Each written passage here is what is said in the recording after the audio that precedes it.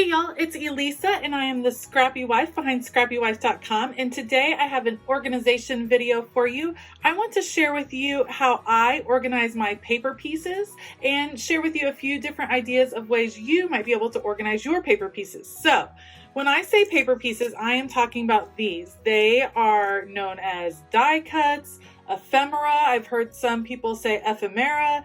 It's a lot of different words, but basically these are just cut out shapes that tend to correspond with different scrapbook lines, and they are one of my favorite pieces to work with when I am journaling and when I'm doing my memory keeping. So I have collected a lot of different die cuts over the years, and sometimes they can be difficult to organize. So let me show you how I like to organize my paper pieces and then share with you a few ideas I had on ways that might work for you. Let's go. Okay, the majority of my paper pieces are kept in my top drawer of my desk, and I organize by color, and I have two categories that I keep separate. The first of those are these floral pieces, and these are florals of all different kinds. You can see some are vellum, some are paper pieces, some are from By the Well for God, some are different ones, Maggie Holmes. I have a lot of those. Some of them are ones that I just cut out of other scrapbook papers that I knew I would want to use as paper pieces in the future. And I keep all my florals together. I do dig for florals a lot, and so having them all here, knowing where they are, I can look and find exactly what I need as far as floral pieces. The other one that I have a lot of are butterflies, and these are ones, again, I use them a lot in my memory keeping, and I had a lot cut out for various projects that I have saved over the years, including some gorgeous ones from beautiful Japanese paper. Loved those. So I keep all my butterflies and florals separate from everything else. The next category that I have are vellum or clear acrylic pieces. And you can see these are pieces that you can see through. Many of them are printed on vellum paper, and I like having them separate because they layer in kind of a different way. And so I choose to have them separated as well. The rest of my paper pieces are organized by color. Right here I have greens, including teals. Looks like this one might be in the wrong space, but greens and teals. And if it has some multicolor in it, but then still has a primary color, then I'm able to reach in here and grab what I'm looking for. I have blues all layered up right here, including my tags. I do cut those out and separate them by color. This would be black and white. Over here I have pinks and purples, and again, some of them have a mixture of colors in them, but they kind of fit primarily into one color category in my opinion. I forgot, right here is my multicolor. This is a lot of rainbow pieces that I have. This drawer would be reds and orange. Here are yellows and golds. And then back here are browns and different neutrals. Organizing them by color helps me when I'm looking to mix and match and layer pieces, because generally I know what color I am looking for, and then I can go to that particular bin and find the shape and size that I'd like. An additional way that I store my paper pieces are in acrylic drawers like this. And these are ones that are out on my desk. They actually stack really nicely, but I use these to store specific collections that I am working with. So for instance, in this one, I have my current By the Well for God paper pieces right here. And then in the next drawer, these are Illustrated Faith paper pieces that go with their current kit. Right here I have some Illustrated Faith. These are clear cut pieces that came with their current kit, and I just felt like having them separate from the regular paper pieces. And these are some actually confetti pieces that I am using for an upcoming project and video. And then in this one, I keep primarily Felicity Jane. So right here, I have one of the kits, Jill, that I ordered in their black and white sale that I'm looking forward to working with. Right here is Harper.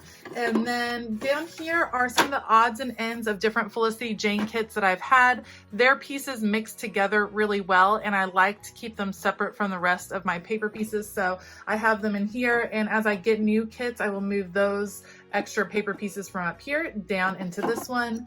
And then in this drawer right here, I have a collection of stickers, primarily from Heart at Cece, but I love having it separated and easy to see. The other thing is when I'm working on a specific project, it's very easy to just pull out these drawers, bring it over to my desktop and work. I'm a big fan of clear storage because I feel like the more I can see it, the more likely I am to use it. So this is my second option for how I like to store my ephemera pieces. I know a ton of people use these iris scrapbooking cases to organize all of their craft supplies. They are on sale all of the time at Michael's. You can get really good deals on these.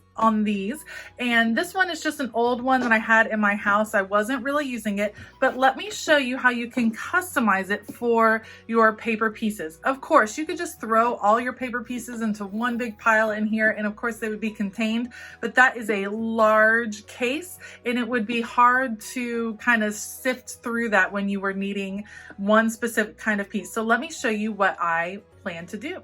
I cut out this shape using my Silhouette. This is a file that I downloaded from the Silhouette store. And what I'm going to do is make a box out of this piece of paper. This is a fabulous way. Those of you that are cleaning out your supplies right now, a lot of us are attracted to those 12 by 12 paper pads. And how often do we really use the entire pad? At least for me, not that often, because I don't do 12 by 12 paper piecing or paper scrapbooking anymore, but I still love the paper pads. And this time of year, I'm all about kind of cleaning things out, using things up. And so you take your paper pads and make storage out of them. This was an easy cut file. Like I said, I got it from the Silhouette store, and it pieces together pretty easily to create a little box. And I'm going to use that little box in my iris case to create some custom storage. So all the pieces just go together. Again, I'm just using my Tombow adhesive to make sure it sticks together. I actually think that this particular box can be folded without any adhesive, which is awesome, but I want to make sure it's nice and secure for going in the case. So I'm going ahead and putting just a little bit of adhesive in a couple of spots so that I know it won't come apart. A little more here and a little more here. You could also, you don't necessarily need a Silhouette to make one of these. There are lots of patterns online that you can follow.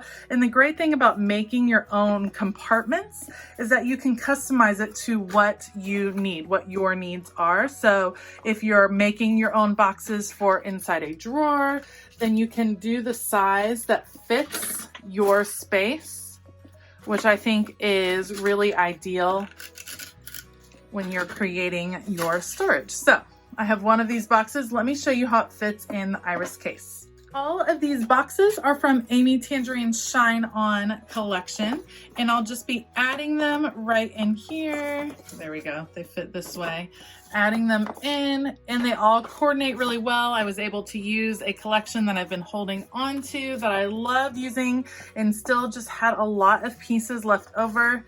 They all fit nicely in here. And you can see now I have a divided up case that is perfect for storing different ephemera collections. I could go by color, I could go by collection, and this gives me a lot of choices. Plus, when I'm working with a specific collection, I can pull out just the box that I am looking for, which is fabulous. So this is a way to kind of customize these iris cases. They're very affordable. Paper, of course, you all have in your stash that you can use, and you can create your own custom storage for very cheap. I've seen a lot of people online using these cases. This is a Recollections case from Michael's, and it is fabulous for storing paper pieces. And let me show you why. It comes with this larger outer case. It's clear, it has a handle. So those of you that have to pull out your craft things, you maybe don't have a craft room, you craft on the dining room table and then you put everything in the closet. This is easy and portable to get in and out. Then once you're inside, it is filled with smaller cases. And I think originally this was probably meant for pictures, storing 4x6 pictures, but easily you could put paper pieces from a specific collection all in here, add a label, and then have them organized. Maybe one side is paper pieces by collection, and the other side, maybe you do want to try organizing by color. Well, all of these cases are already color coded for you, so it would be really easy to pick out what you were looking for. And again, this is a great storage opportunity if you have a smaller space to work with, or if you're a crafter that has to put away your things when you are not working. I like how this is all compact and in one place, so it makes it easy to travel if you like going to crops or going to friends' houses to work on projects. That would be another great option for you.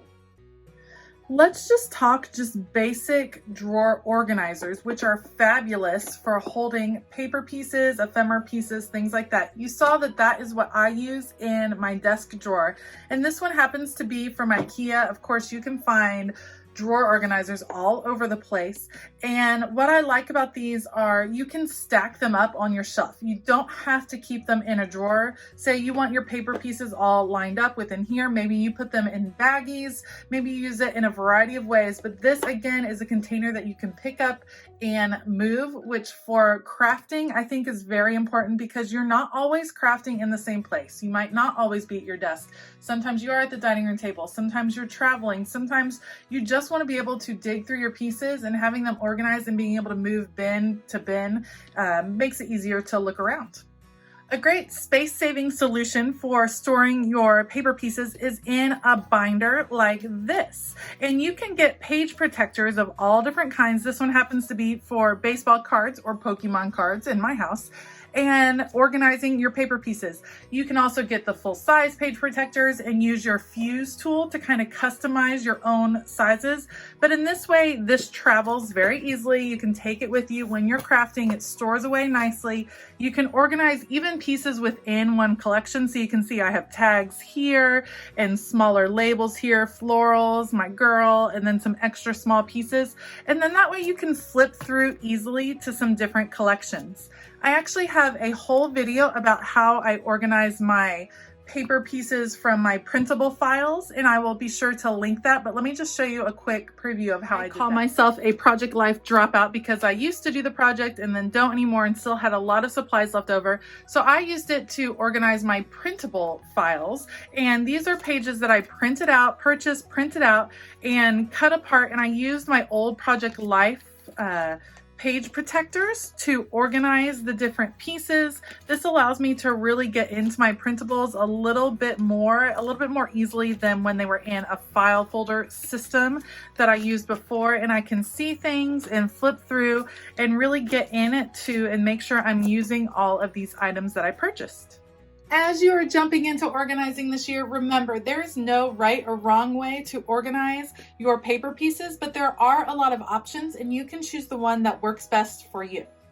Things to consider are the amount of paper pieces you have, your style of crafting, and whether you like to craft on the go or you tend to stay in your craft space. Let me know in the comments below how you organize your paper pieces. I am always looking for new ideas as my organizing and crafting style evolves.